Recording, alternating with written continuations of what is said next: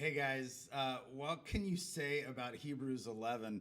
Man, the Hall of Faith, right? This is such an incredible chapter. I would love just to encourage you after you read this chapter, go read one of the stories that's referred to. Go read the story of Gideon. Go read the story of Abraham, and go read the story of Adam, and see how these people. Go read the story of Ruth, for crying out loud. Go see how these people clung to something that they knew for sure and yet couldn't see. The chapter, while it's not the point of the chapter, we sure lean on this first verse a lot for a definition of faith. And let's just think for a minute about what faith means as you go through your day-to-day. We would love to be men of faith, women of faith, and I would just commend to you that has less to do about what you think the tenets of the universe are and more to do with how you live. You know, the youth pastor in me wants to, use all those those youth analogies. Like, you might believe that the chair, or you might think that the chair will hold you, but you don't. We've all looked at a chair and gone, yeah, this one looks kind of rickety. I don't know about this one. Yeah, you think, like, I think it could hold me, but you don't have faith until you actually sit in the chair. It's the guy walking across the tightrope across Niagara Falls saying, who believes I can get across this thing? And they all cheer, the crowd cheers, and puts a wheelbarrow full of bricks and takes that across. Who believes I can do this with a person in the wheelbarrow? And everybody goes, we think you can do it. And he goes, can I have a volunteer to get in the wheelbarrow? And nobody does, right? It's not until you're in the wheelbarrow. It's not until you actually are trusting God with your life in a way that feels like a risk because you know for sure that the love of God is what's guiding you, that you are more secure as you live for Christ than you are if you live for yourself, even though you don't see it right now. So it says, now faith is the assurance of things hoped for and the conviction of things that are not seen. So faith, by definition, is putting your hope in something that you cannot see. Is that the same as saying putting your faith or your trust in something that you don't know if it's real or not? No. The step of faith that is salvific, the step of faith that saves us, the step of faith that continues to lead us in our lives, is not a blind leap of faith. We are not, in fact, if this is where you have landed, if your faith is, well, this is just the faith that I was given by my parents, or, well, this is just the faith that makes, that is most accessible to me, or if you're just kind of throwing a dart at a religion dartboard and going, it landed on Christianity, the church is closer to me than the mosque, or whatever it is, you say, no, that's not faith. In fact, that's a faith that will not sustain the rigors of the difficulties of life, because there's going to be trouble. And so for us to say, no, I have faith in something I can't see, does not mean I'm blind, I have no ability to trust God, I just am choosing to. Rather, it's us saying, man, I have come to understand and believe that the tomb is empty, that Jesus is the Son of God, and that it is best for me. I know for sure it is best for me to live for him than it is to live for myself. That is a step of faith. I can't see exactly how it all works out, but I have excellent grounding. I know why I have this faith, even if I don't know what the future holds. I see what God has done in the past. I see what God did in the person of Jesus Christ. I see the cross. And I see what he's done in the church. I see what he's done in my life. And I am sure, I am positive that trusting him is better than trusting myself.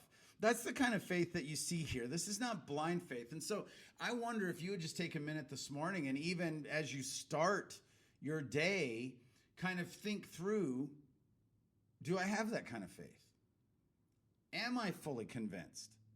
Doubts are not faith is not opposed to doubts. In fact, when we have doubts, when we have misunderstandings, when we don't know stuff, this is when we go, okay, I need to be sure that I can put my faith in Christ. Man, don't take my word for it. Talk to God directly. Read the scriptures yourself. sit down and talk with friends. Let's talk it through together. But don't just have it be that some guy or somebody said this is what to do, so you do it. Become convinced on your own. Become convinced in yourself that Jesus is the one to follow, not your own heart. That's what we see as God is, as the author of Hebrews is pointing us to Abel and to Abraham and to Moses. And as in verse 13, he says, these all died in faith, not having received the things promised, but having seen them and greeted them from afar. Isn't that a beautiful way to say it? And having knowledge that they were strangers and exiles on earth. Like, these were people that came to believe and understand that God's truth was the truth. God did things to convince them, and God has done things to convince you and I as well.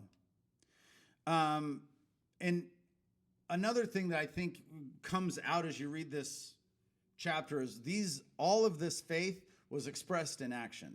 I mean, I think the classic example is verse 17. By faith, Abraham, when he was tested, offered up Isaac, and he who had received the promise was in the act of offering up his own son. So it was not that God said, hey, Abraham, do you think I can still work out my plan even if Isaac were to die? And him sitting in his house going, yeah, God, I believe you for that. I trust you for that. But rather, it was the action of obeying God in a way that didn't make sense to see God provide.